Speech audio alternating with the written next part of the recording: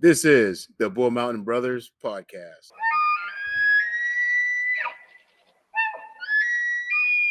5, 4, 3, 2, 1. Welcome to season 2 of the Bull Mountain Brothers podcast. We are your host, and if you're new here, we've got Sean on my left, Ramsey on my left. I am Riley, and on my right we have Matt. It's good to be back. How are we, guys? Doing phenomenal. Pretty good. This is crazy. I know, it's cool. It's fun to be here. It is. It's season 2. I mean, who would ever have thought of that a year ago when we started this? Let me ask you a question. Have you guys ever done like a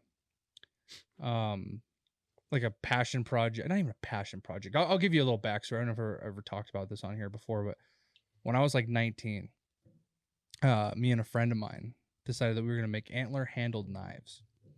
It was my first business experience as anything. Self-employed. Yeah, self-employed kind of. I mean, yeah, back then I was going to college, so it wasn't like I was working or anything. And what he had was he was like a really good shed hunter, right? So he had all the sheds, and I had the garage. My dad had the equipment, whatever. And it was one of those deals where we had all these high expectations, just like this. I started an LLC,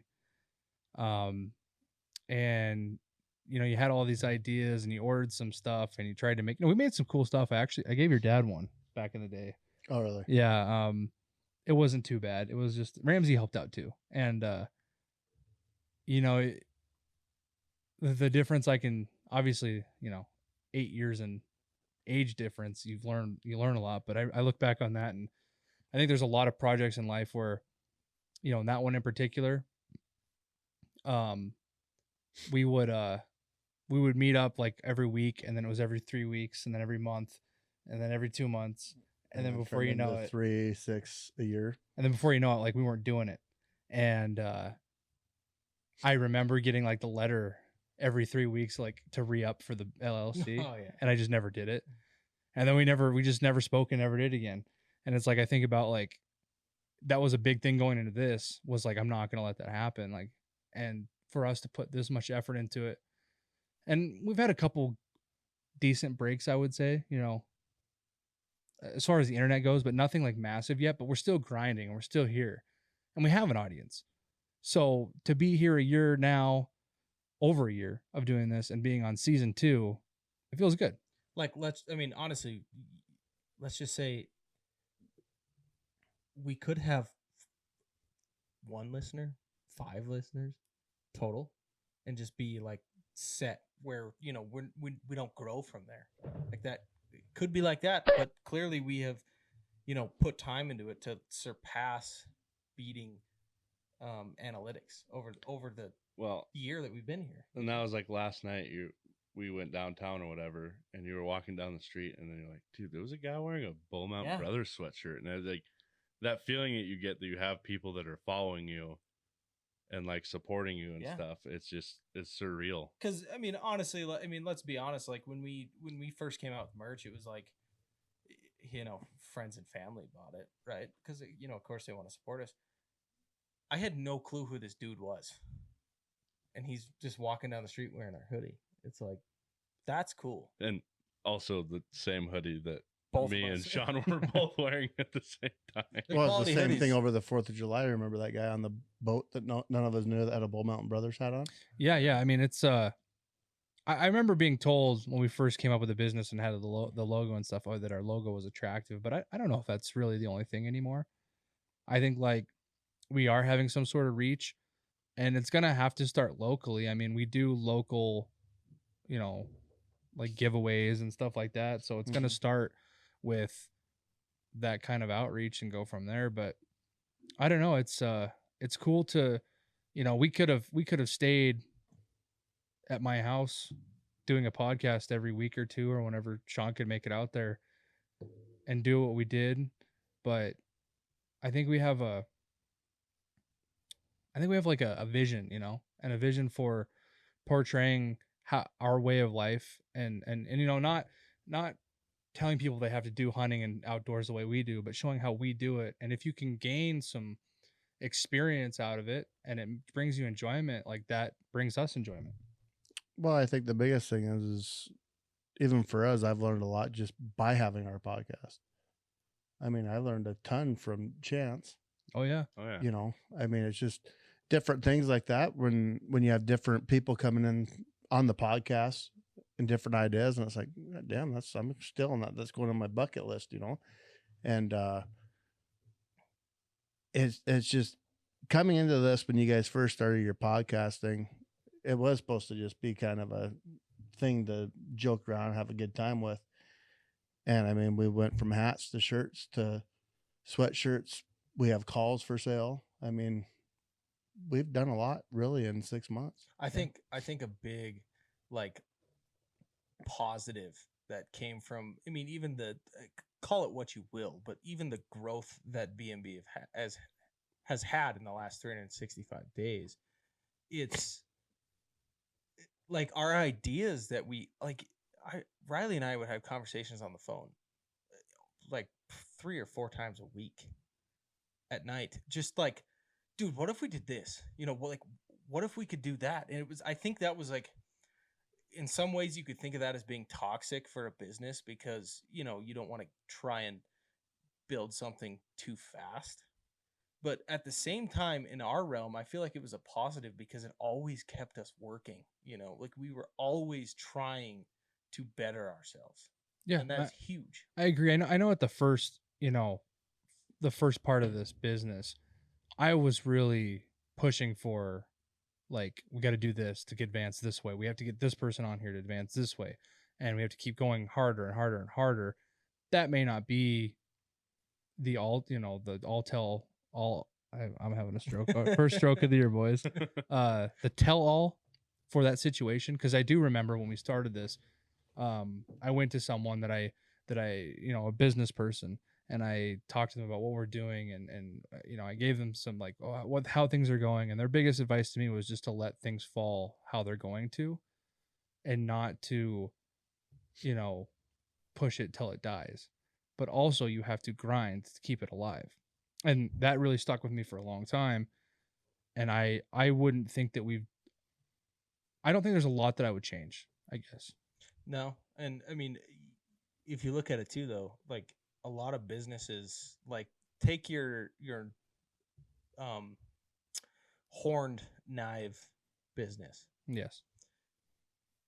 I think a lot of it can boil down to people start businesses and they have the passion and they have the drive for the first, call it 3 months.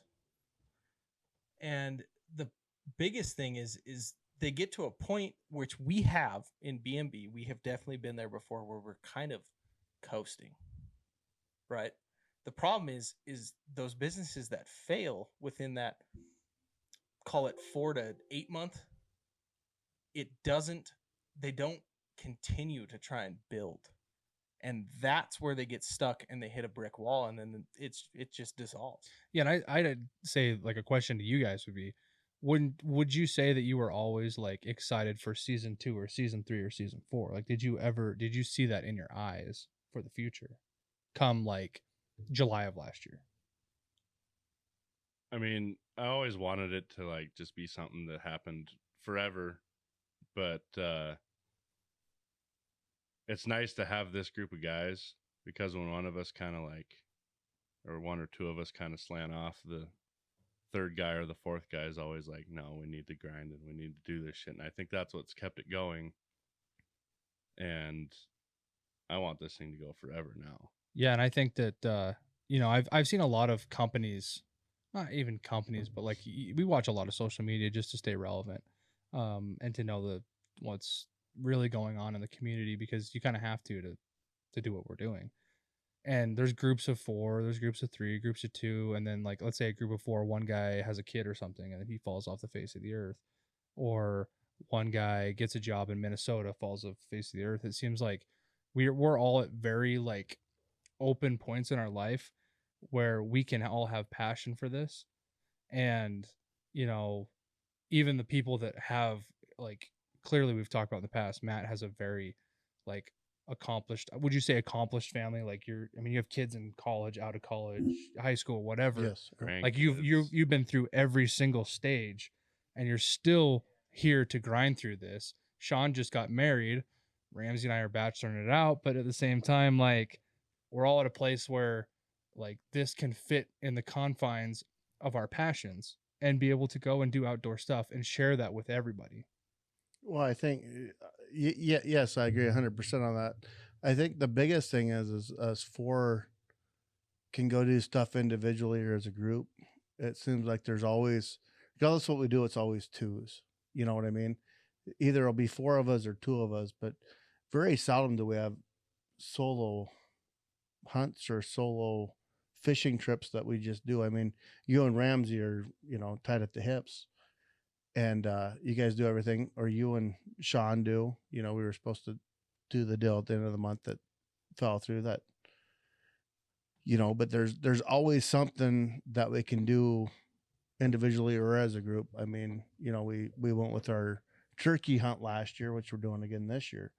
I mean, I feel like that's a group effort. Oh yeah, for sure.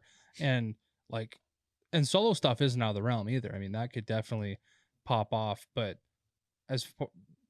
our vision and mission has always been to share with people how like rewarding it is to share this with your friends and family and enjoy those memories. Like I'll to my grave, I will stand behind the point of the memories made outdoors like is the highest pinnacle of, and maybe that's just biased because I'm not out, and these are just terrible examples, but I'm not like super into roller skating or like I'm not super into bowling or something, but there's just something about the outdoors that's so drawing and so like I don't know, you just have to do it. You have to be out there and do it. There's times where we're not even we're hunting and we're not even on animals, but just to spend that camaraderie on the side of a fucking mountain overlooking a sunset is just like, I mean, obviously it's not romantic, but I mean, it's it's maybe. Well, it's not, but it is in the same sense because it's one of them deals like doing that turkey hunt last year with you boys. I mean, just the five of us hanging out at the camp, and we had our podcast and had dinner and breakfast and told jokes all night and had a few drinks. It's something you could have went on a cruise with your family, and it would have been a different memory. But it would have, as far as hunting goes or outdoors stuff goes, I think you remember it a lot longer. Yeah, it's like talking about a cruise, a lot of fun, short term like success and enjoyment. And then you'll have some memories for life, but it seems like every time we go in the outdoors, I could like vividly think back to every moment. You know what I mean? It's like such engraved, even if it's something like, I remember stuff that Ramsey and I did when we were kids out on the ranch by our house. Like, it's just, I don't know. There's just something about it that hits you in a place. And a lot of it too, it's like when you say like hunting communities, like that's not the Yellowstone County hunting community. It could be, this is a hunting community right here. And 98% of our outdoors that we do is the four of us. Either it's two of us together, three of us together, four of us together. We do, majority of our outdoors experiences are with each other. And that also builds, like, just that thought itself builds, more memories in my head than like going out by myself and doing something, which it's still fine to do that. A lot of guys are, weekend warriors that do stuff by themselves, and it's impressive.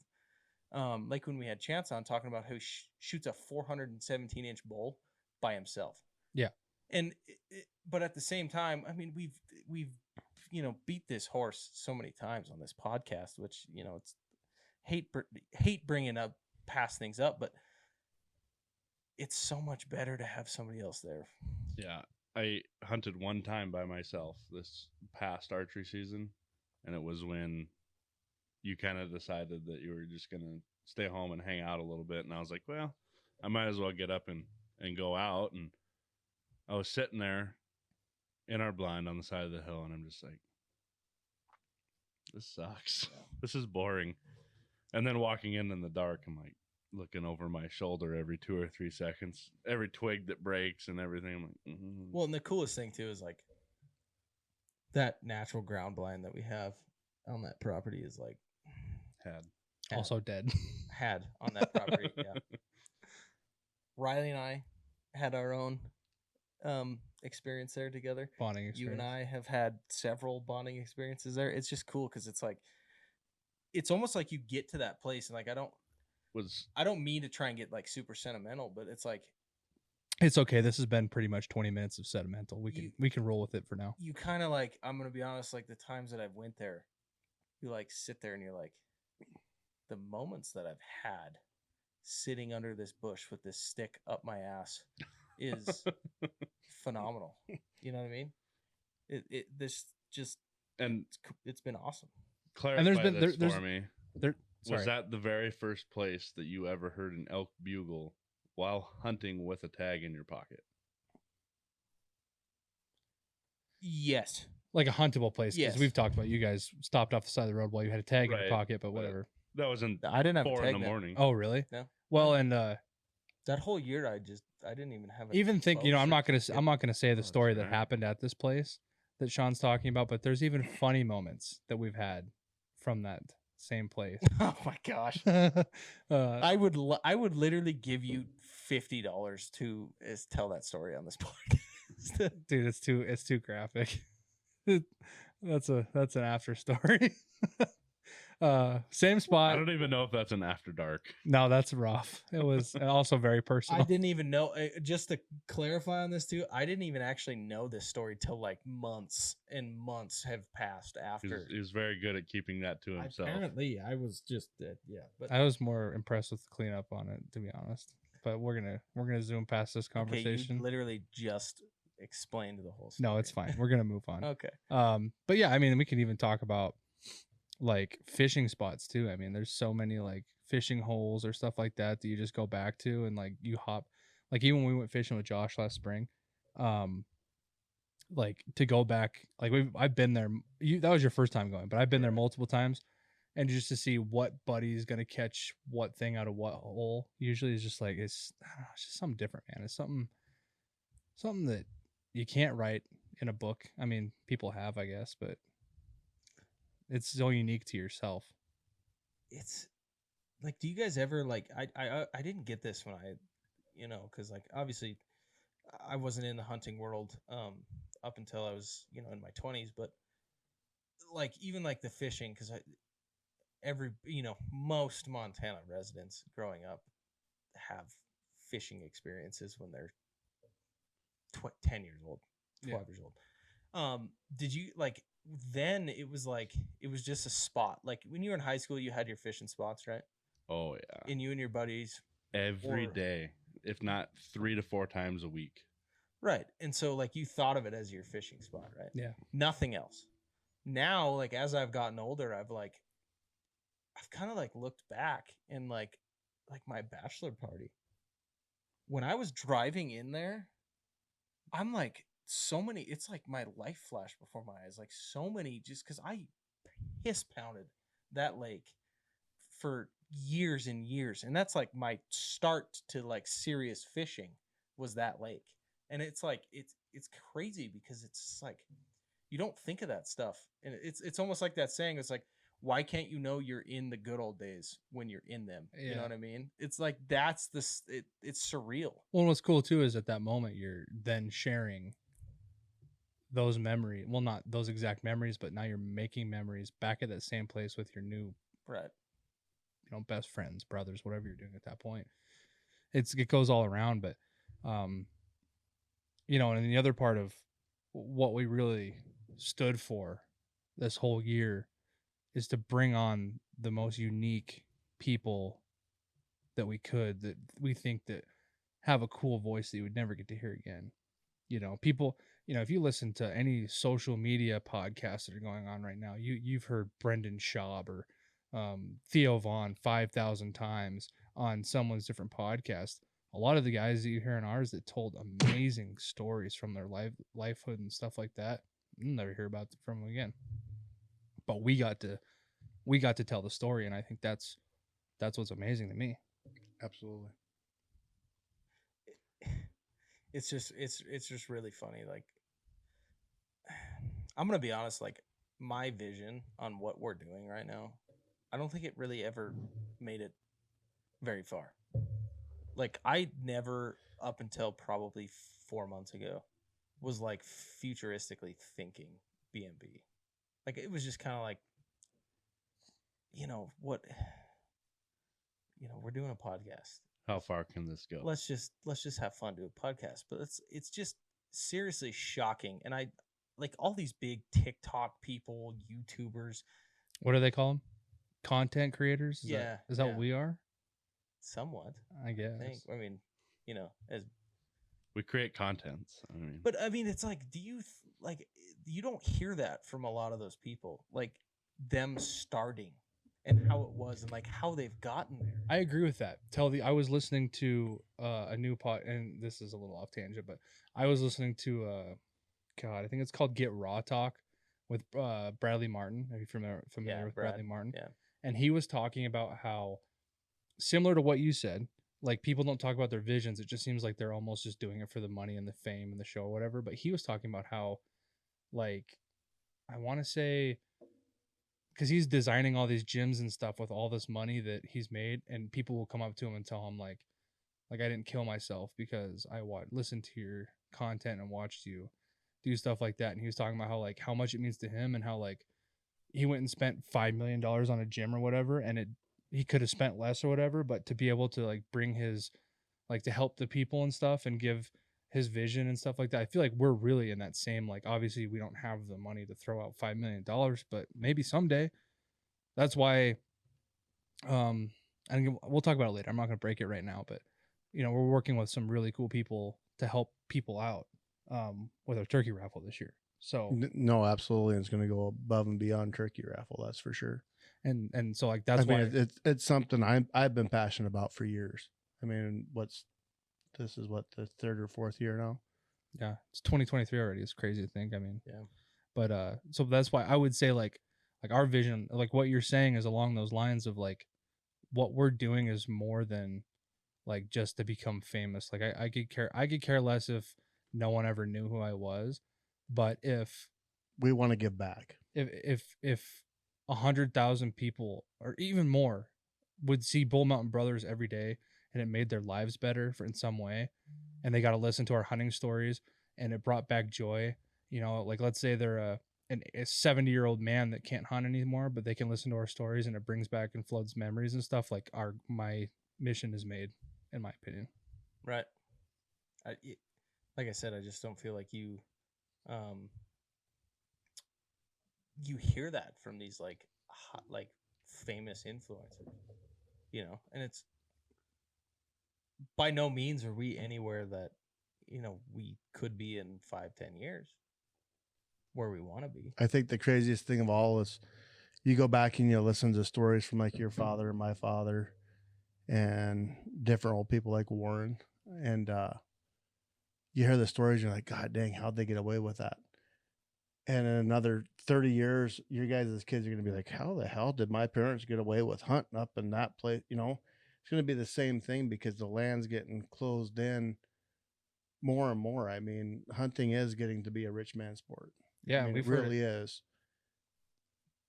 But the advantages we have that might not be here might be different in 30 years. And we might be the guy on our rocker going, holy cow, remember. Then you listen to an old podcast. I mean, it's pretty cool that you can go back someday 30, 40, 50 years and listen to this podcast and watch it and see it. I mean, it's that's my circle, I guess. That's my vision on it, is laying in your deathbed and you're on the TV, or whatever the hell it is by that time, but no, I agree. I agree wholeheartedly. And to go along with what you're saying, like, we've heard it from other guests and stuff on our podcast too. Like, 30, 40 years ago, guys didn't really have to ask permission to go hunt places. They were just, it was allowed everywhere. And you make a great point where, maybe in 30 years, and I would hate to say that, but it's the way things are seeming to going, unless we can, as a community, stand behind keeping public access open and, being good influence on landowners that give permission. You're right. The circle does get smaller and smaller every year. Yeah.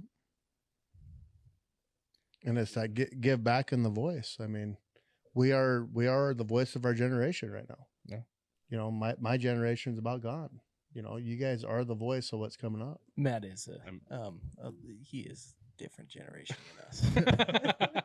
Well, and I mean, even at this point, as few listeners, as many followers as we have, Bull Mountain Brothers is bigger than us. Absolutely. yeah, and that's why it's really fun to do. I don't know anywhere else that has a 4-host podcast. I mean, the Nelk, the most popular in the world, they have like 3 guys, and I don't even know if they count those 3 guys as like the host of the Bull Mountain Brothers podcast is Bull Mountain Brothers, right? And that's what's cool in my opinion.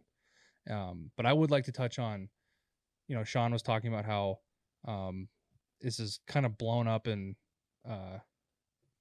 gone to a point where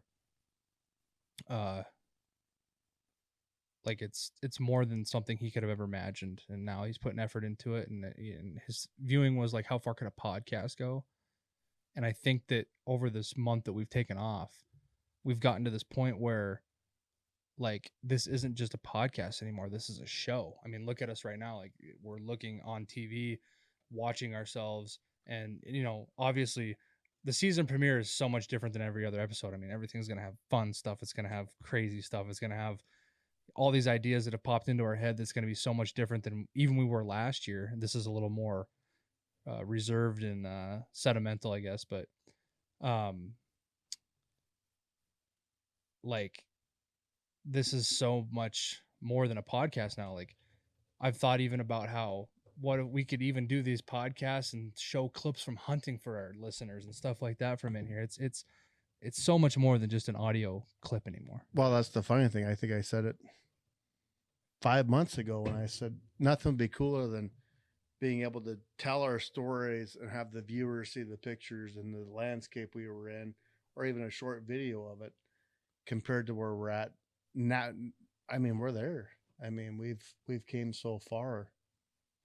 Oh yeah, with this, we haven't mentioned it yet, but the last month has been spent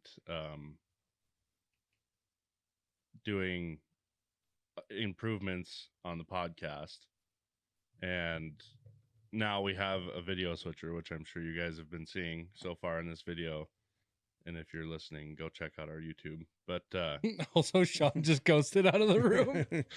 don't worry about that. We're Sean, where are you at, buddy? But now we have the ability. Whoever's talking, you guys will get a better view. It'll be more engaged with the person who's talking. We can go straight to the TV and Sean's computer, so you can show you guys pictures, and we can watch videos and comment on news and be able to pull it up for you guys. So we're 100% in our facts from what we can gather on our search, and you guys can actually see what we're talking about instead of before when you know, we just kind of half-assed it. And yeah, I mean, it's cool. It's fun to be in this situation. I mean, none of us really plan on being like staged, I mean, actors. I mean, we're not really acting. We're still like we're newscasting in a way, which is also telling stories and whatnot. But no, you're right, Rams. I mean, well, I mean, when I came back from California, I never expected to see what we got going on right now. yeah, that's I mean, seriously, I came back, my whole basement was destroyed, a studio went up, and now look around, 3 cameras, a TV, horns, seats, desk. I mean, it's 27,000 cables going everywhere. the set's beautiful, man. I'm loving it. There's going to be well, I said it before. I love this as a man cave. This is a man cave. yeah. I mean, we have some more. I think we need more art in here. We got some cool episode 30. I wish I knew about the top of my head. 30 something. The Kevin episode. The Kevin Bocci episode. Kevin hooked us up with some awesome studio posters. We've got some like old school Remington posters. I wish we could show you guys this right now. Okay. On that note, we have a 4th camera that we do not have today that we're going to hook up to Sean's webcam So if we're talking about something and someone's in a different part of the room, we'll be able to kind of pan around and you'll be able to see. Yeah, so we got some Fred Bear stuff from like the 70s. We got, what is that one over there in the corner? Federal. Federal. high power shell. You must Yeah. not And then have we your got a- contacts in. I have no glass. I'm going blind as a bat right now. We have a pretty sweet Fred Bear Sign. Moose. It's even sign- signed by It's- the it's Fred a- Bear it's- himself. It is a nice bull moose. Have I found the Ted Nugent picture, the signed Ted Nugent one. Oh, really? I didn't even know we had that. Well, yeah, but we you got one know, of those too. it's kind of crazy because like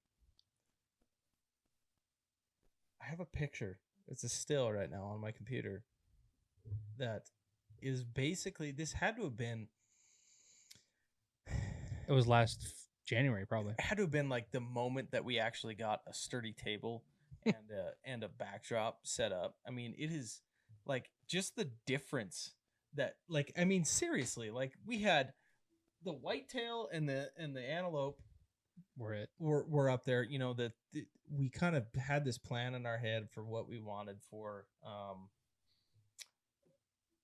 the backdrop. We did it, you know, things like that, like the mixer that we have there, which is actually the same mixer we have now, but that upgrade at that time, that was like the coolest thing to us. 'Cause That was we're huge. Like, we're like, are you kidding me? Like, what We made it. what are what are the limits that we have on this? And it was crazy.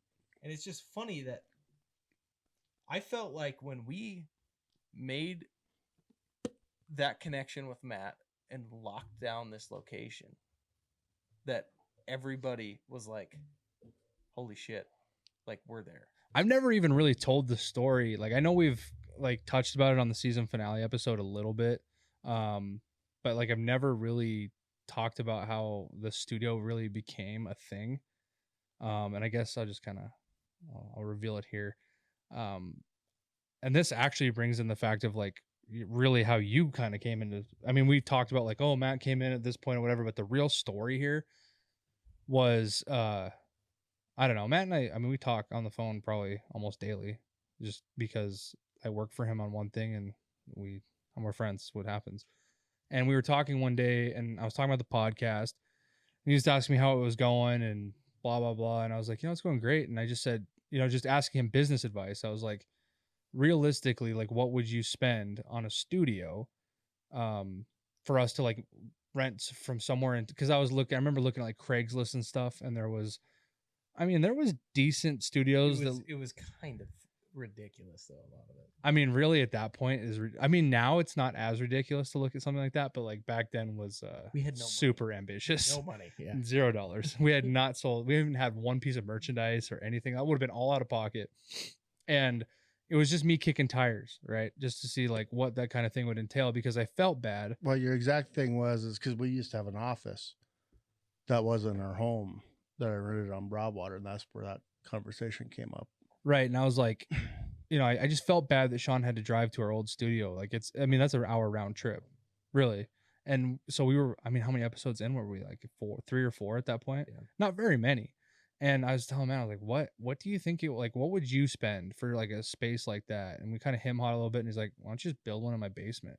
I was just like, that's a crazy offer, but I guess cause even if you're friends with somebody, like that's just so like, You don't want to intrude. no, I don't want to like, as good of friends as we are and like we go hunting and, had a working relationship and I worked on their stuff for so long that we've known each other for a while. You don't really know, like you can't come into my life and know like what Ramsey and I's home life is like. You have no idea. Or like my parents, like I have no idea what you and your kids or anything. And for you to be like, just come on here. It's like, holy cow. Like that's amazing offer. Let me just run it by the boys. And I remember Sean's like, yep, let's do it. Cause, Well, I think the biggest thing that helps with our location here is it's a basement that we don't use.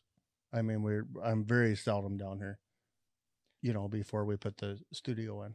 yeah. And it's like, I know it was exciting for Sean because like his main job every day is building stuff. Like he's a contractor. And I think was that kind of like a thing that enticed you because you could like build your own thing out of your own brain?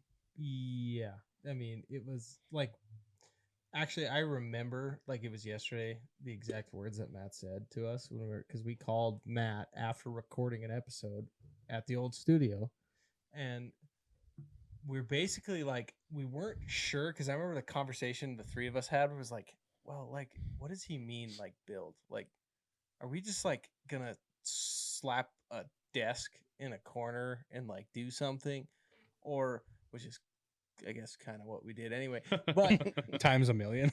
but I was like what does he expect, you know, like I don't want to step on Matt's toes and be like, you know, what doesn't he want us to do? And the thing that I remember that he said after he goes just build it in my basement, he goes, we asked him something like basically, you know, what do you want us to do? And he goes, I don't fucking care, it's your house now too. And that's the exact words that he said. And so at that point, we were like freaking clogs in our brain were just turning. Ready. You guys haven't even seen the room at that point, have you? No. I mean, the one time I was down here, the one time was when we got that old freezer out of here for your dad. That's right. It's the only time I've been down here. I mean, I couldn't remember at that point. I mean, that was probably a year ago at that time.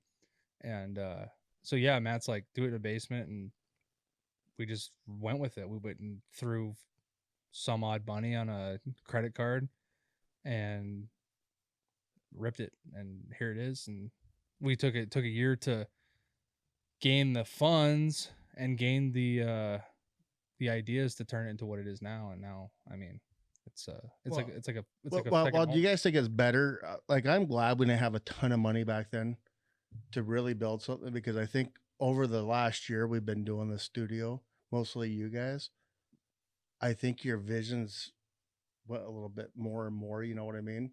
Than if you would have had, say, 50 grand, said we got 50 grand, let's go build a studio. I don't think it would be as sentimental as this is now. No, there was, I mean, I really don't. hard work's gone into this, really. I mean, And the other thing I would say on that is where we were at that point, I don't think we would have gotten the right stuff. Whereas now we've had all this time to sit down and be like, okay, we need exactly this to do exactly this that we want to do.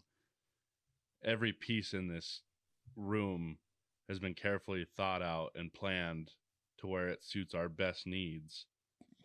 Like you said, if we'd have been just handed $50,000, we'd have just went on a spending spree. And Right. And It won't be the baby we have now, I don't think. No, and that like that was definitely a bonus, because I remember like after we had this conversation with Matt and we're like, yeah, we can do this. And Riley's like, looks directly at me, goes, how much is it going to cost? And I was like, you know, it was kind of like one of those things. I was like, man, we could spend freaking so much money if we wanted to. And it was like, at that time, it was like, let's just get the bones done. You know what I mean? It was like, let's get some, because this room was just concrete walls. That's all it was. And it was like, easy. Let's just get concrete walls, concrete floor, and just rafters. No. Yeah, nothing was finished down here. And I was like, well, let's just get walls framed. Let's just get sheetrock on the walls finished. And then let's go from there.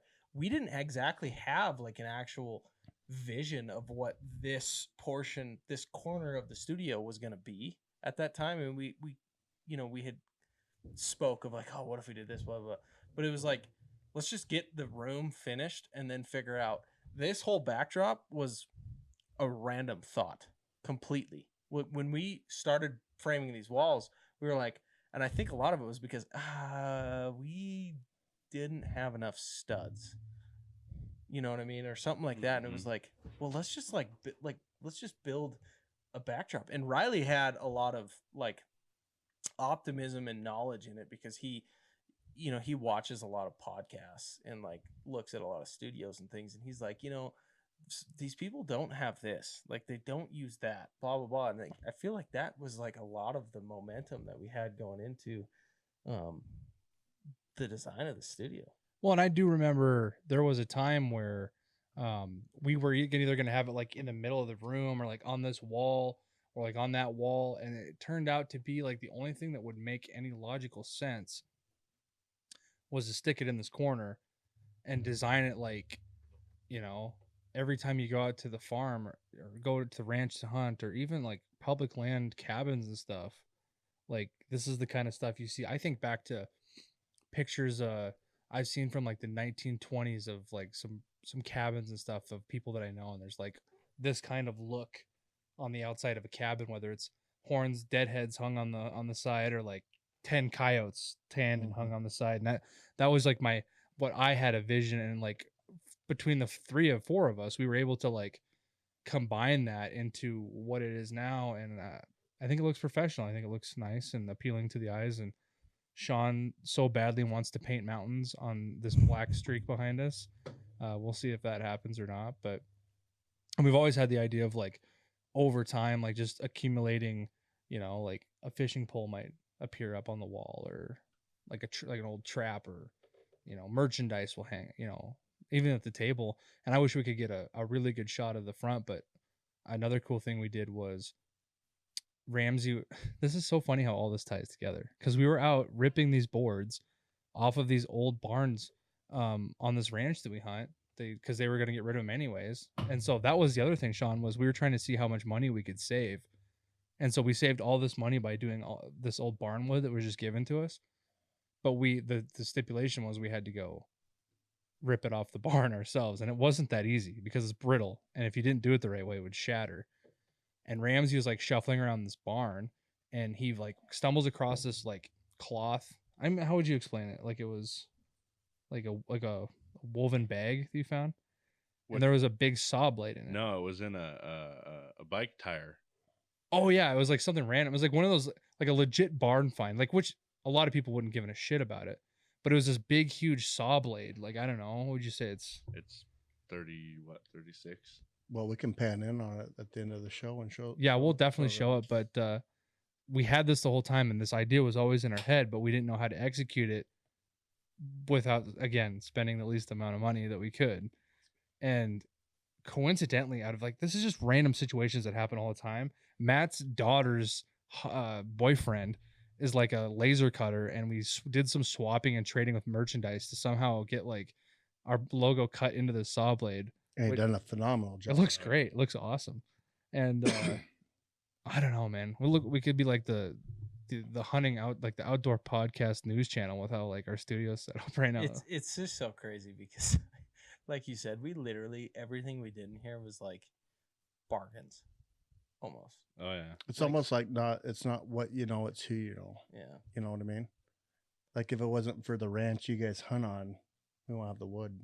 Yeah, or the saw blade, and it's just crazy on how everything isn't what you know, it's who you know. Yeah, and it all ties in with like what we talk about. Like, a lot of people that we've beat this like a dead horse, but in our experience, if you just go up and like randomly drive up to someone's house and be like, "Hey, can I hunt on your place?" Like a lot of times that's like a turnoff. You know what I mean? And for Ramsey and I, what we've seen in the past, and the four of us in this room, if you just treat people good, eventually like it comes back, and we've developed this really good relationship to where they're just like, yeah, I mean, come on out and do that. And I think I stand behind the things. If you're just good to people, they'll be good to you. Yeah, I think a lot of it too, though, is like we took a lot of mental care in what this studio looked like.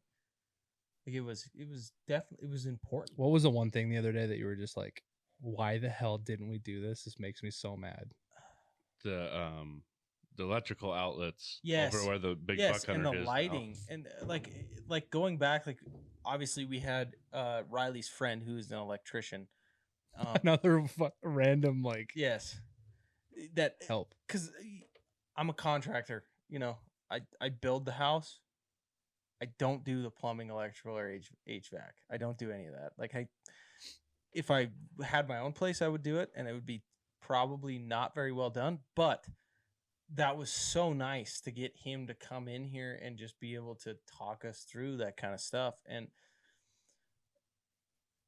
now that we're here, it's like we're literally looking for outlets everywhere with the amount of cords that we have in this freaking place now because of the equipment that we run now, season 2. And the worst part is his friend the entire time was like, you guys sure you don't want any more outlets? Oh, no, that's plenty. Well, man." there's It was like the same way at camp when we built camp. I mean, we done 3 lights and 4 outlets, and like this is a lot. the guy's like, "Man, you guys need one like every 4 foot." And we're like, "What the? We're not plugging nothing in." Now we're like, "You got your CPAP, and we got all this stuff, and it's like we got extension cords ran across here and ran across there."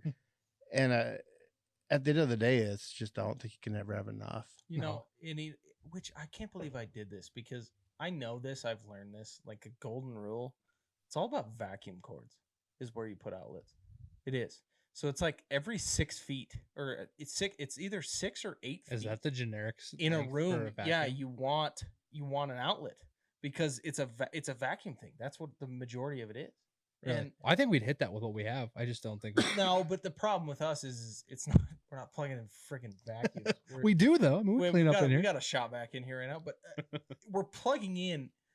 I wish like we should do that as like a TikTok or like a reel or something, just to show. I mean, I'm sure we're not even really near like a news studio. Yeah, or like a anything. glass door. Yeah, like, but like yeah. you look at the amount, like we have cords ran. I mean, it is insane, and it's like we have a freaking 952 prong power strip under Ramsey right now Yeah, dude, that has like 2 spaces left, it's and like the power the power other strip thing on is- steroids. yeah, That I look back on a lot is my choice in where I sat, because there's Awful for you. literally a crossbar right here, and I am by far the tallest person in this room.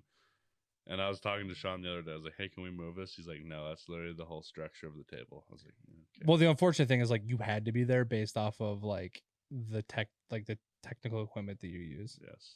Yeah. Don't know if Ramsey like come season 2, Ramsey has definitely taken like if he needs 5 hands. Like he's got like if you guys can't see it right now, but over here there's another table below Ramsey that has the audio mixer that controls like how we get Spotify and Apple Music podcast out. And like everything's tied together in this room now, which is well beyond our knowledge up until about probably 2.5 hours ago. But it's like I'm still learning. Still don't know anything. but it's just funny. It's like literally they're chords and plugins, and it's like holy shit. And- There's a lot. And just so everybody knows, that's a decoy computer that Matt has. Why are you calling him out right now? It's on though. Mine's essentially. I mean, I haven't done anything on mine tonight. I mean, in a normal setting, we're gonna use the laptops to be on task and that. But tonight was really a free for all. Does it make us blue collar guys any more like closer to white collar having these laptops on our podcast? I don't It's know, the but Alcorn. it made me chuckle when all 3 of us had our laptops and we were all doing it stuff, and I look over at Matt and he's just No, we had So the he's like- clock. he's He had like- the clock. He's a CB I boy. haven't- he does. I got we have a 10 time minutes and clock. 18 seconds. Yeah, we have a time clock for a couple of our cameras. Yeah, for when we go to break now. yeah, but it's just it is shocking to me that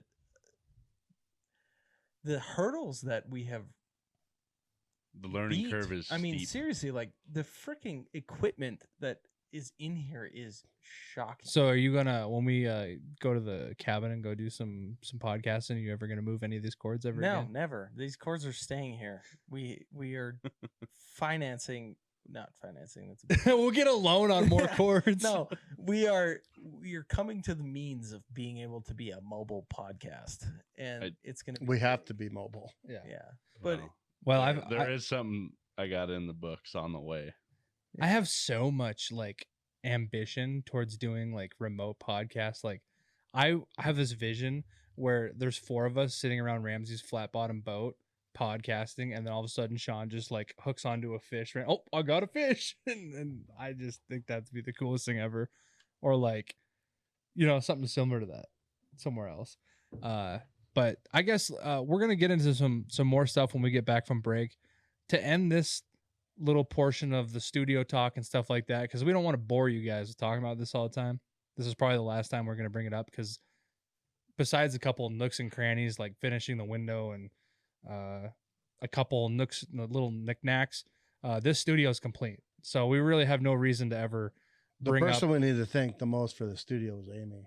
Yeah. for letting this happen. Yeah, mama of the house has to always be happy, and for her to let us do something like this, because I mean, it does, as much as a person could say like, oh, just come on in, whatever, like it does disrupt things in a way, because we can't realistically record on the same night every night, and that is a little frustrating because we have to be like, hey, we're gonna be a Tuesday this week, or oh, we have to all of a sudden switch to like a Friday, and she's been very lenient and very cool about it, and like that's where I was going to end this last little bit before we go to break is, and I know all these people will be okay with me saying their name, but I'd like to thank all the people that got us to, like, that helped us on the studio and got us to this point. And like Matt said, starting with Amy, I mean, really Amy and Matt, I mean, they're the homeowners to allow this to happen, to be here.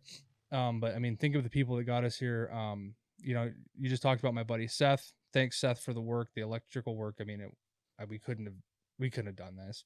The people that helped to work on the studio, Sven, Josh, Dylan, Garrett, all you guys, man, we couldn't be here without you. I mean, we talk about how much work we put into it, but there was a lot of people out of us to get here to be, and it's funny to be so like, oh, this is so amazing, when we're really not like giant, like we're not up there with the tops guys yet.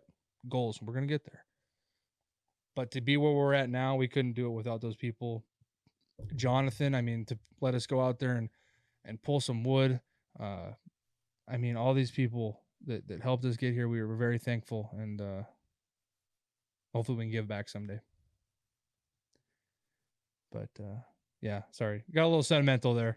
But we're gonna go to break, and when we get back, we're gonna talk about some fun stuff. We're gonna get away from the year in review sentimental stuff and talk about what we've been up to and what's coming along. So we'll be right back. I just wanted to take a moment of your time to talk to you about one of our sponsors, F&H Contracting and Fence, located in Billings, Montana. If you're looking to spruce up your yard or want a little more privacy for them summer backyard barbecues, or maybe you just need part of your fence repaired, contact our friends at F&H Contracting and Fence by texting 406-661-7484. From front yards to farmyards and even chain link to vinyl, they've got you covered. Now back to the action. All right, folks, welcome back. We're gonna pick up where we left off. Did I say that? Sorry, what? Did I have a mumble there? Pick up? We're gonna pick up where we left off at our season finale in December. And what I mean there is where we had some heavy conversation about getting at least one non-waterfowl hunter in the group to go waterfowl hunting. And we made it happen.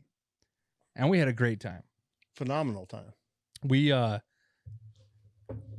I'm going to start the story by talking about how Ramsey and I and Josh, everyone knows Josh, decided to go hunt this property, and we hunted the water side of it. And this was, if you know anything about, if you live in Montana or we're in like the northwestern, I don't know, what are we in the United States? Like central? Western? Northwest. I don't know, northwest. If you were in this region during a certain time in December, it was like -10 or worse for like 3 weeks. It was horrible. Well, we ended up hitting, Josh Ramsey and I hitting that water side. It's basically, the river goes by fields. It's like the whole valley, like that whole valley of Montana. That's like a waterfowl flyway. It's all, if you're gonna hunt it, you're either gonna hunt the river, its sides channels, or fields along the river. That's where all the birds hang out. And we were lucky to be able to hunt the fields next to the river as well as small channels. Well, we found a channel, and we did some. I had been there before, obviously, but we ended up, Josh and I, sitting down and using Onyx to find points where we thought would be good to set up decoys. And so we ended up setting 2 spreads, 12 decoys each on different areas. And it was a little hard going at first, but we limited out on greenheads. It was a phenomenal day. We actually had a TikTok, if you go look back at like December something, where there's just hordes of mallards flying by.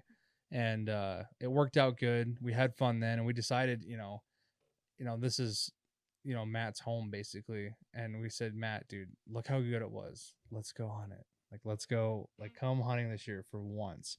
And so he's like, yeah, we'll do it. And when I talk about the weather thing, what ended up happening is we hunted like 2 days before the weather hit. The weather hits, it's negative degree for like 4 days, completely freezes the river, which I'm a young person and I also haven't spent as much time on the upper, or will this be the lower end of that? The river? lower end. The lower end of this river, than the higher end. And so I've never seen it freeze, which was crazy to me. And of course I know you have, but froze everything and then flooded everything. The channel that we were hunting in was maybe like, in some spots it was an inch deep, and in some spots it was like maybe knee deep, maybe a little deeper in some places. To when it flooded, it was probably 8 to 10 feet deep and frozen. So when we pull in that morning to see if it was to go hunt the channel, we get there with Matt and completely frozen. And we're like, shit, do we haul ass over to his dad's place and hunt this one spot that's very hit or miss? Or since I brought these goose decoys, do we set up on the field? We have no idea. There's no birds flying. And so we end up setting up on the field. We had, I don't know, a pretty decent spread of goose decoys. And we took, Ramsey and I, as much waterfowl hunting as we do all of our like duck stuff on the water. So we have no standing duck decoys. So we ended up just taking our floaters and like shoving them in the snow in the field. And at first the ducks, I don't know why, but they would like circle and they would come into like 30 feet and then just zoom out. It wasn't like they were flaring. They were just like zoom out. And then, but all the geese would flare. So we pulled all the duck decoys, and I mean, like, the goose hunting was phenomenal. It was just I pulled almost every group that we saw, I was pulling in. What? You just throw an I in there. I'm the goose caller, bro. Were you goose calling? No, dude, it was a spread. It was the spread that Ramsey set up. But the ducks wouldn't commit. So Matt actually found this like little pot, like spring-fed pot on the river, and the ducks were landing over there. So he went and hunted the ducks for a while. I think him and Ramsey and what was actually cool is we had Chad that was on the podcast. One of the Chads, Chad Hoffman. It was like his first time really doing that kind First time ever. Yeah. But it wasn't like, he said he had been one other time, but it wasn't like under decoys and stuff like that. No, he just walked up Duck Creek. Yeah. And so it was cool for him. He had a blast. Like, he was excited the whole time. He's just like, this is what this is like. Like, this is so like you don't think you get adrenaline rush from shooting birds. And so that was cool to see, like, to have him have that much enjoyment. And so there was 4 or 5 of us. I can't remember, but we got to a point where Matt came back and the ducks all of a sudden were just starting to commit to the decoys, and then it really got awesome. Are there ducks coming too? You call it well, you can see. Yeah, it was pretty surreal. I mean, going from first thing in the morning to not seeing very many birds or whatever, and then I don't know, it was what, like 8 o'clock. Well, it was like 8:30 when the first group came in. Yeah, I forgot to leave. I left that out. Yeah, like, it was nothing, and then all of a sudden it was like hordes and hordes. Because the 2 days before that, I called and talked to the owner's son. He's like, yeah, there hasn't been much for ducks down here. The river's frozen. And we're like, well, we'll go down there and see what we can do. Do you think we for were just this. lucky on that day that we chose? Because it was the first warm day. It was the first warm day, because then we came down again the next day and the river was opening, but it was 3 days later when the water finally opened all the way up. Oh, crazy. So It yeah, was I mean, froze hard. so what was would you keep doing it next year? Did you Oh, have a good? I mean, Chad wanted to go back out. I went back out twice after we went. Yeah, that's awesome. You did more. You ended up doing more waterfowl hunting than Ramsey and I, who talked you into doing it, which is Yeah. cool. I hopefully for years to come, it's something that we can share. But yeah, When watching them come in, like, it's been years. I mean, back when we hunted as a kid, I mean, you just jump shot. I mean, that's all Dad would do. We'd check some traps, walk to the other side of the island, jump shoot some, and come back. But watch them coming in and their wings out, and they're just coming down. I mean, Wow. I can actually see why It's a people blast. get It's addicted amazing. to this. I really have a problem because I feel like I would probably enjoy it, but I just have never. I have goose hunted It's one not too time in my late. life, and I have never in my life been in that experience with ducks. Ever. Like where they're coming to the No, deeks. never. Oh, it's Well- the most unreal experience ever. It could have been even more unreal if we had another layout blind for Matt and there wasn't 2 other people. Because for us, if we would put the layouts out, we would have had birds landing on top of it, which was even more like. Well, you guys had birds like almost hitting the ground, so Chad could get a shot there. I watched yeah. that a couple of times. Like you guys would shoot earlier, but Chad wasn't real 100% The on it. boy needs to shoot a shotgun Yeah. a little more. Can I ask you a serious question? Can you? I'm gonna ask Riley this. Can you give me the thing that goes through your mind with scouting for mule deer compared to having ducks do what you guys are talking about? Can you give me like the comparison, like in adrenaline? I mean, Do you mean like not scouting, but more or less like hunting for mule deer and like spotting them on the spotting scope and stuff? Because that's I would Well, compare. okay, I that think I was know a- what you're asking.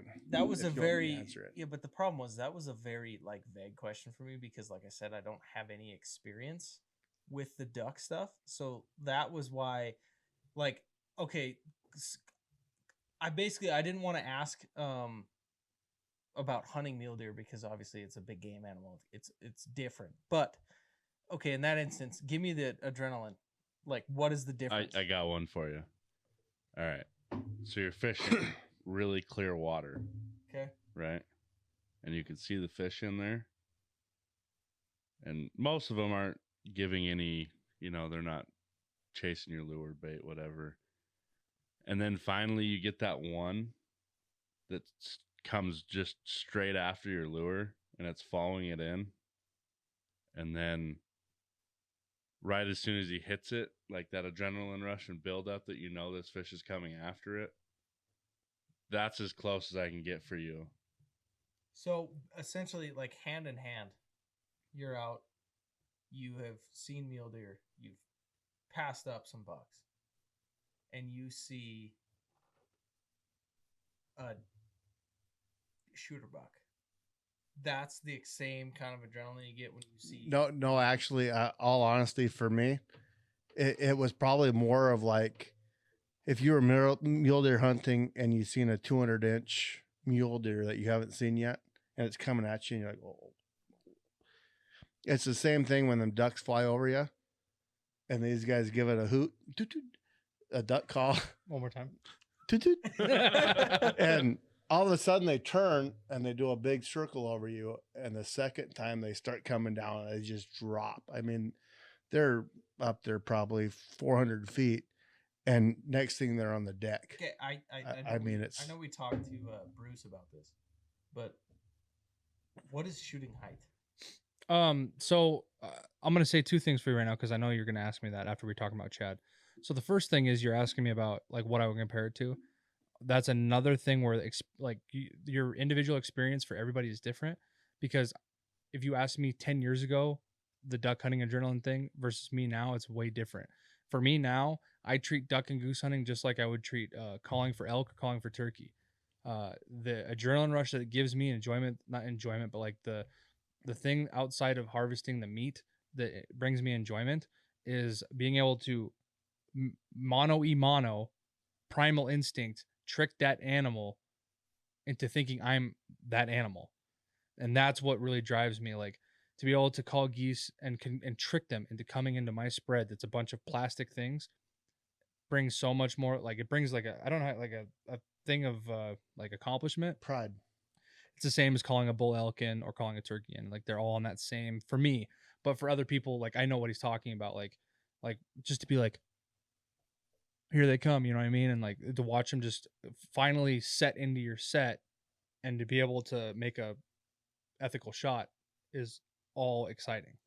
Okay, so take this would be a good example for somebody like me that's never really waterfowl hunted.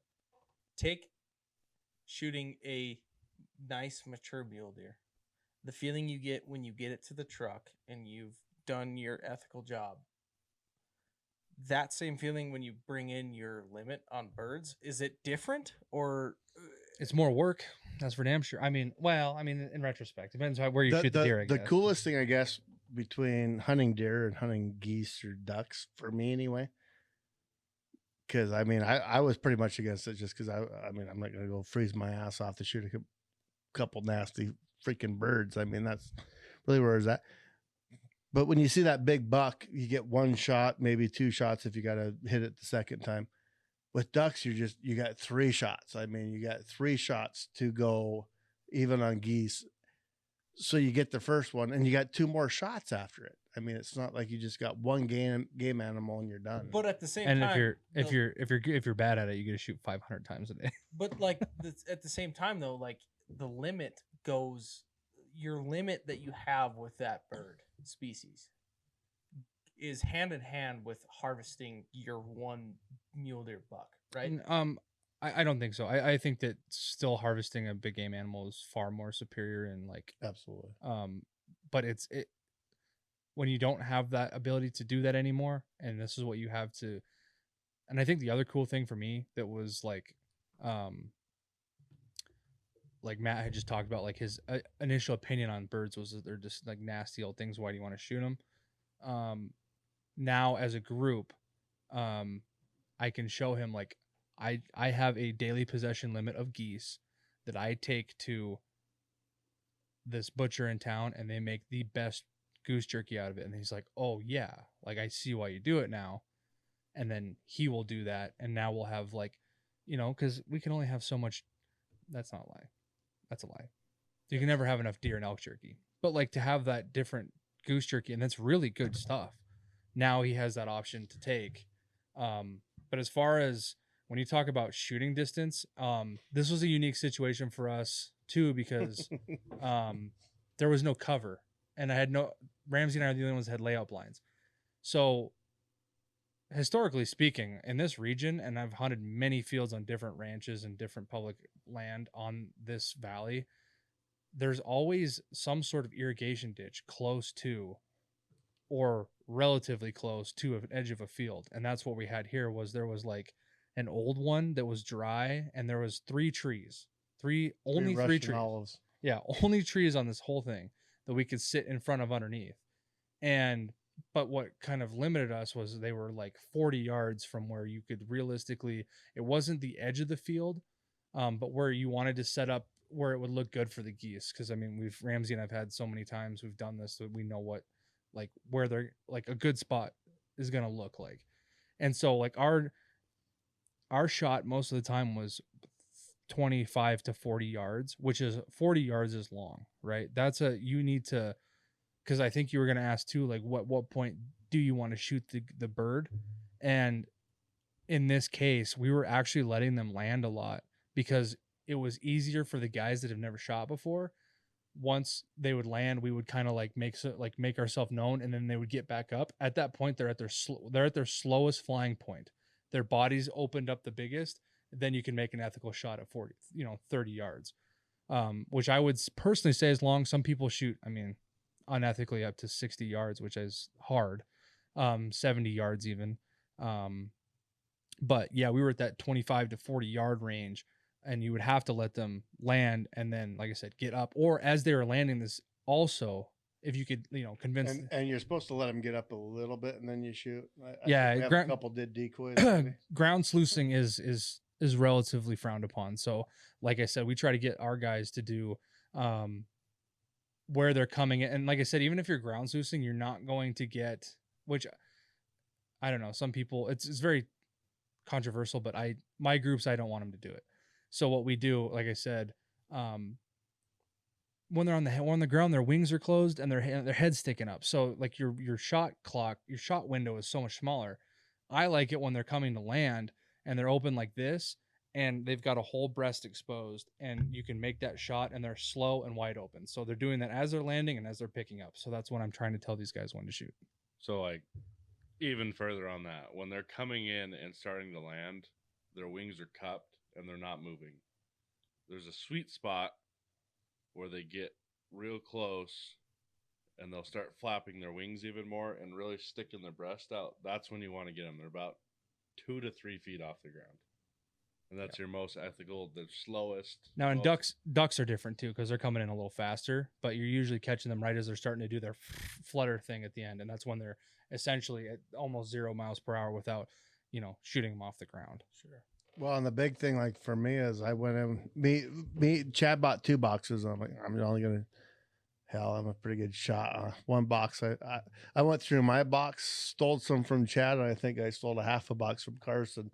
And I was out of ammo at the end. Well, it's a really amazing when you're shooting at that 25 to 40 yards. It doesn't take much for that goose to like shift this way. No, it's not like a deer with a scope. I mean, those 3 shots, it took me all 3 shots to get my 3rd shot where I needed to put it on the first shot. Yeah, you guys are. And you can watch the shot miss when Yep. you miss too. Like you'd be like, oh, that's where I should aim. Like, they talk about leading and all this. I mean, you've been shooting shotguns your whole life. You understand it. You guys are crazy with the shotgun stuff. I mean, it is like freaking rocket science to me on accuracy on shotgun. It's bad. Like Well, when you've been trap shooting for 17 years, it's pretty natural. literally the first time I ever shot a shotgun in my entire life was probably when I moved to Billings. Really? Yeah. You should shoot was them it more. that time? No, I had gone out a few times with my old roommate Isaac. I went out. He had a Remington 870 that I went out and I shot a couple times. That was probably that was the first time that I shot a shotgun. And I mean, I don't get it. You're spraying bullets everywhere, and I still couldn't hit a broadside of a barn if I wanted to. Yeah, but you also have to understand, like, we've done the science on it too. Like, we have done the science, but we have gone through schooling on the science of patterns, and you would be surprised on different chokes. Do you understand what a choke is in a shotgun? Yes, It's I what do know controls. that. What's controlled? Yes. It just turns into the front of the choke. Yes. Some are fixed or whatever. Different sizes. It just controls the pattern of what comes out of the barrel. You'd be surprised on a modified choke, the holes that are actually in that pattern, because we talk about it for trap shooting. There's legitimate holes that could be the size of a clay pigeon. You could be 100% on, and your shot could go right past it, and it happens a lot. That's why a lot of guys shoot tighter patterns. Like Ramsey and I, when we trap shoot, we shoot full chokes. Like one of the tightest patterns might be the tightest, right? I shoot an extra full. Yeah, or an extra full. Like when we shoot ducks and stuff, I won't shoot anything more than like heavy steel makes a super tight pattern, because I don't want to have wounded animals. You know what I'm saying? So I talked to a guy that was, I mean, relative to me, he was a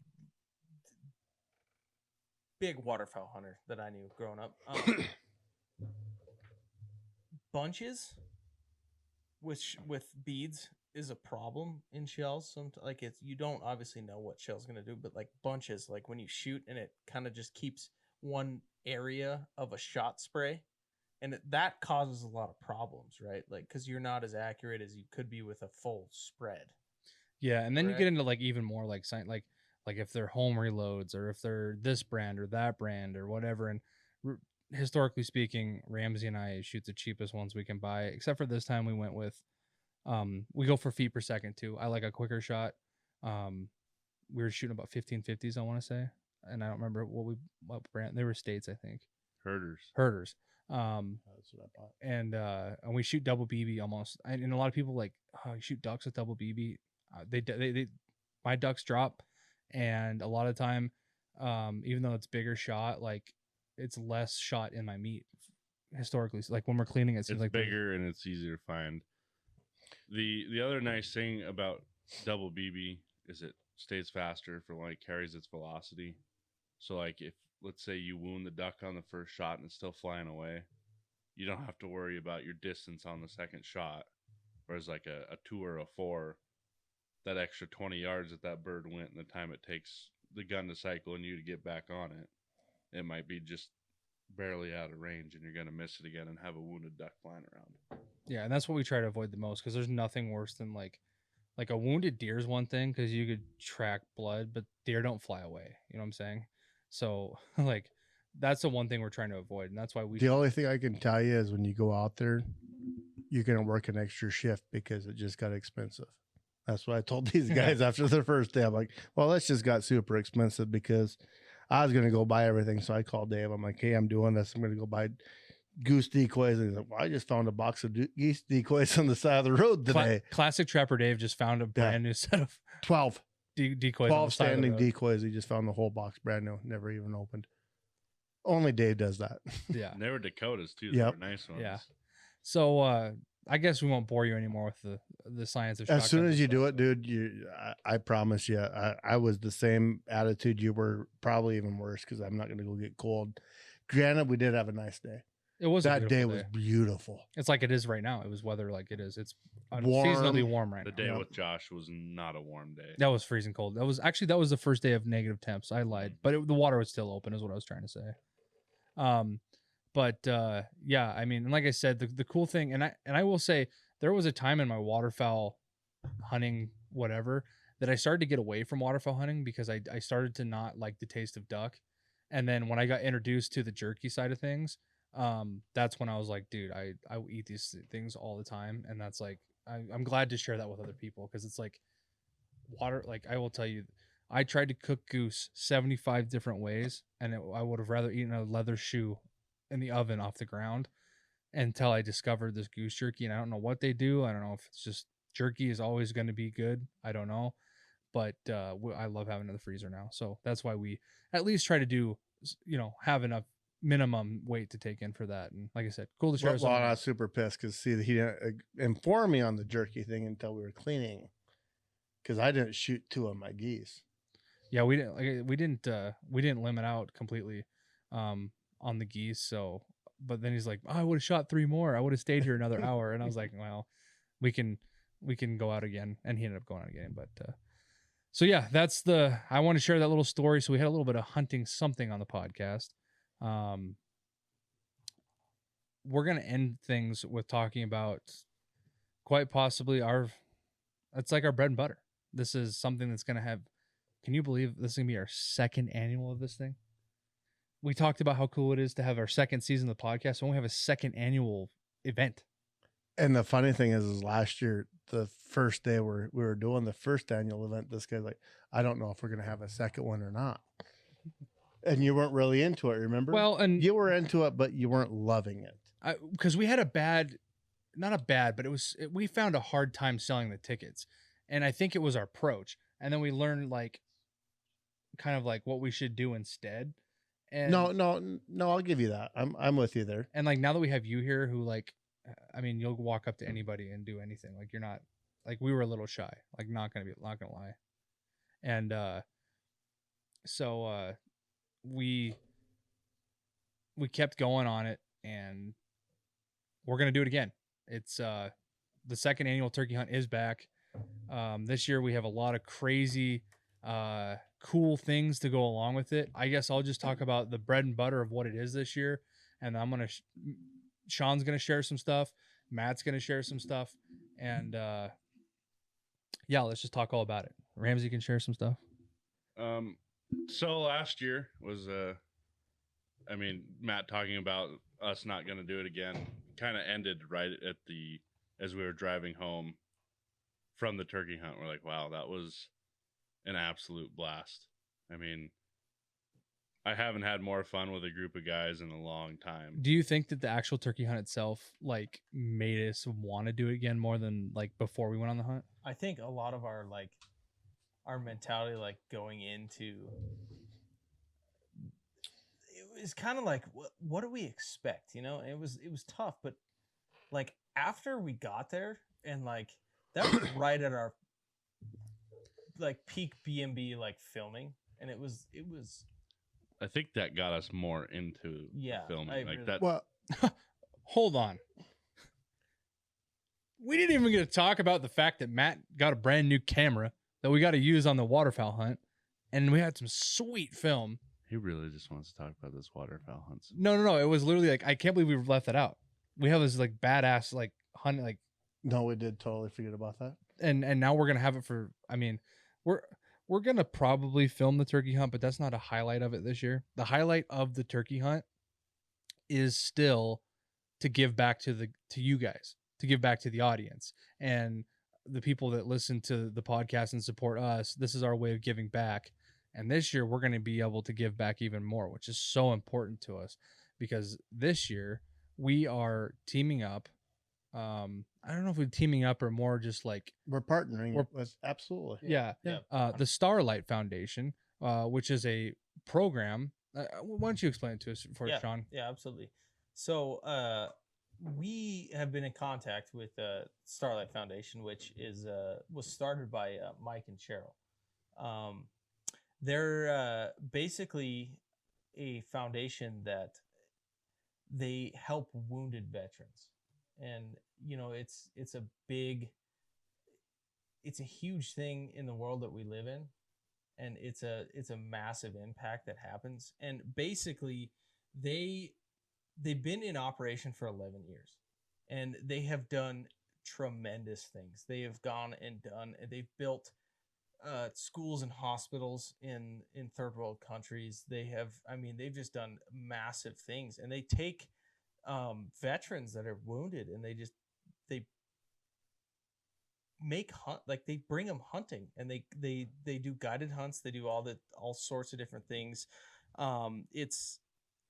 They started, I'm pretty like talking to them. They started in the Panhandle of Texas, and they had some land down there that they would. Yeah, they're hunting whitetail, right? Yeah, and they would basically do guided hunts down there, and just the impact and the stuff they're doing, they've helped so many people just have and be able to enjoy the outdoors. And realistically, like the main reason that we got involved with a nonprofit like that was Two Leggins with Matt and Dave.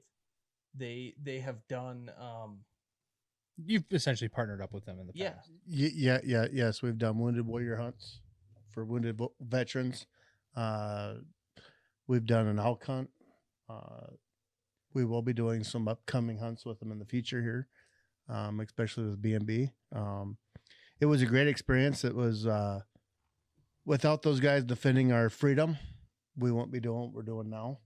It's the least we can do, and to bring someone out that never thought they'd go on an elk hunt ever in their life and see the smile on their face, it's something that touches you in the heart that you can't explain. Well, that was a big part of it, right? Because we talked about, Sean just mentioned how their big thing is they send guys, wounded vets on hunts. Well, in your experience, what they're able to do is allow the ability for them to do that hunt, is what you're just saying. Absolutely. Like whether Yep. they need special wheelchair care or special this and that to be able to do something that, that they couldn't do on their own at home. Like, especially like I said, if they're confined to a wheelchair, then a special thing is made to where they can go on a special hunt and do something that they love. And from what we read and what we've been told, like these guys are really just a wonderful experience for them.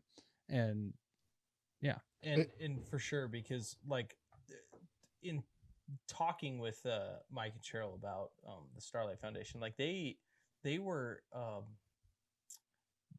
their entire lively careers were built around the public schools. Like Cheryl was a teacher and Mike was a superintendent. Like their entire lives was giving back, and this is just something that they basically created to do more.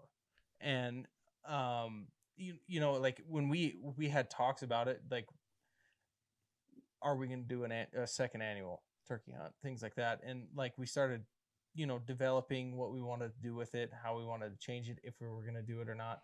And then when we kind of had that talk about partnering with Starlight, it was a huge, like, I was totally for it, because like my wife's family, majority of them are all veterans, and it's a huge impact. And I couldn't be happier to be involved with a foundation like this. Well, and it's a foundation that you have Mike and Cheryl that do so much, and then you have Jim Wininski, who actually came out with the hunter. He drove him up here on his dime, took care of everything. I mean, all of his needs they needed that we didn't know about, that we found out when they got here. But I mean, the amount of time them guys spend on their own time and their own money to do this is just unbelievable. It's something that it's giving back, but you got to commend them. I mean, there's so much behind the scenes that we don't see.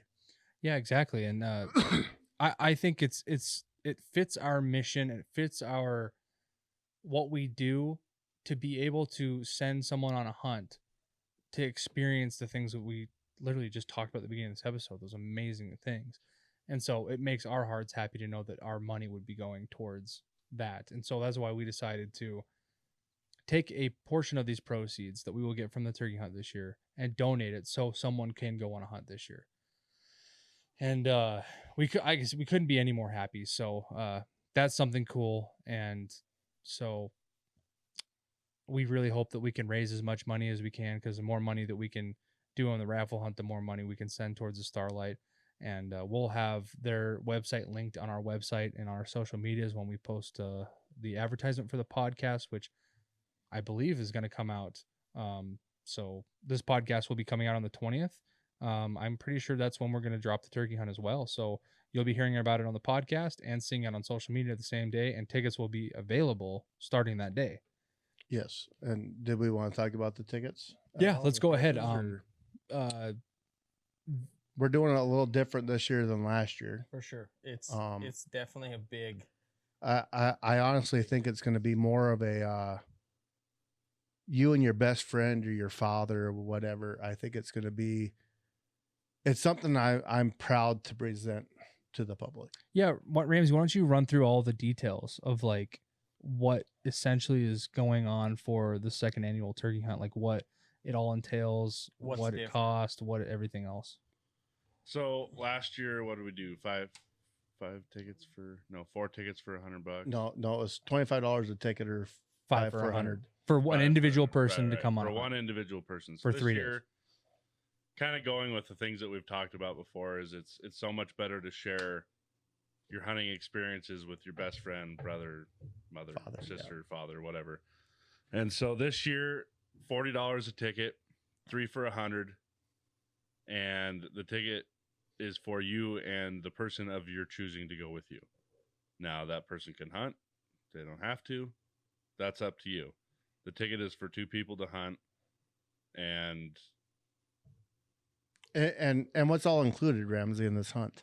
so it's 3 days, 2 nights, full meals included, transportation out there, Fully guided. fully guided. Yeah, we're the experience itself, the guided experience is from Two Leggins, but the meals and stuff is provided by Bull Mountain Brothers. So Correct. It's I wish we could we kind of talked with Dylan, who was the first annual turkey winner, on the season finale, but we're definitely going to have a conversation with him, and bring him on to basically to explain like how it went, just for the people that might be a little bit it's a turkey hunt. We ran into that last year. A lot of people didn't really know if they loved the idea of a guided turkey hunt, but essentially that was one of the funnest moments, I think, of our hunting experience last year. Yeah, I mean, it helped that we knew Dylan beforehand, which Right. I'm sure we can. This group of guys gets along with everybody, so it'll be just as fun with anybody else. But it 70% of the time, it wasn't even the turkey hunting. It was just driving around, getting to see this beautiful piece of property, eating good food. eating super good food. Matt's an amazing cook. I know we've touched on that before. And I mean, just driving around, telling stories, stopping somewhere and building the fire, and Matt cooked food over an open fire. I mean, that was badass. And Shooting a bear. I mean, that was taking an afternoon to shoot a bear. That was something that was not included, but it happened. yeah. I think that like another thing to talk about too is the just the ability to give back to you guys, and for you not to be like nervous maybe about going to go somewhere you've never been before. You know what I mean? Right. Without Yeah. but by yourself. It totally, because like that was the big conversation that we had. Was Matt was like worried. He said it too. He was like, you know, if you get invited to a guided hunt or something like that, it's like, why wouldn't you want somebody that is important to you to like be like, it's hard when you like don't know all of us, you know what I mean? Yeah. It is. And it's like, it'd be nice to have somebody that you know to be there with you to make the experience better. And that's kind of what we felt. Yeah. I think it's going to be even possibly more fun, but I don't know, just as fun as we had from Dylan. But I'm going to touch on some rules and regulations just so you know what's going on. As far as the sale of tickets, it's still confined to the state of Montana, even though we're working at a nonprofit. The way it's designed is just how it's going to have to be. You have to be 18 years old or older to buy a ticket. You need to have your Montana state license. What else, Rams? Oh, Sean's who do you need on me again? Just a second. Sean, where'd you go, buddy? Oh, camera's back in. What would you call that? What is this? What is the technical term? Back in Session. I don't know. Wow. Hey, kudos to the boys. That was one hell of a battery change we just did. I don't know if you knew what just happened, but we had one hell of a battery change, even though there was a little segment in there where I just was sitting here by myself. That's all right. But so yeah, I don't know. Is there anything else that we need to touch on that was part of that turkey hunt? I'm trying to think of the poster real quick. 500 tickets are going to be that is the plan to be sold. But as we found last year, 500 tickets to be sold in a 2-month span isn't a challenge. But now we have one more guy to do it. So you have, And it's going to a benefit. So I'm hoping we can do it with the help of all you guys. Yeah, it's going to be. I'd love to get with Mike and him, just be excited with what we can bring them. And I'd love to stay in touch with him, maybe get him on the podcast, or at least let us know where that, you know, what hunter got to do what, and that would be cool to find out. And who knows what next season will bring. Yeah. But it's cool. Second annual turkey. I mean, we're going to be known as the turkey hunt guys. I mean, that's fine with me. I've like we've talked about. Well, and for you, Riley, last year, like I said, you guys didn't believe me when I first told you hunting turkeys like hunting elk. Same thing, just smaller species. But when you found that one in last year, I think changed your whole turkey hunting mind. I'm usually starting to get pretty excited for steelhead, cutthroat, and brown trout fishing right now. I'm very excited. I'm getting excited for it, but like I've been like genuinely thinking about how excited for turkey hunting I am. And I got to do a lot of it this year. I hear that the lodge is quite booked with clients. Yes, year, so. we actually got the only 3 days, which I guess we could touch on. Oh yeah, that's a good idea. May what are the days? The only days we can do it this year? It's the May 12th, 13th, and 14th. Yes. Will be the day, and I guess if it happens, you get drawn and you can't do it, we will honor that next year. If is that what you would say? We would honor that for next year, if the 2020 or you can re-put it back into the drawing. Yeah, we'll call you that night, so you tell us what you want to do. We can do a second forward or whatever. So. Yeah, we'll make it work for whatever the raffle winner likes the best. The raffle will be held March 24th. That'll be a Saturday, and we'll be doing just like we did last year live, but it's gonna be way cooler with all this cool stuff we got going on in here. But yeah, it's gonna be awesome. I'm excited. So, oh yeah. What do you guys think? You think that was a good wrap on the season premiere here? Oh, I can't ask for anything more.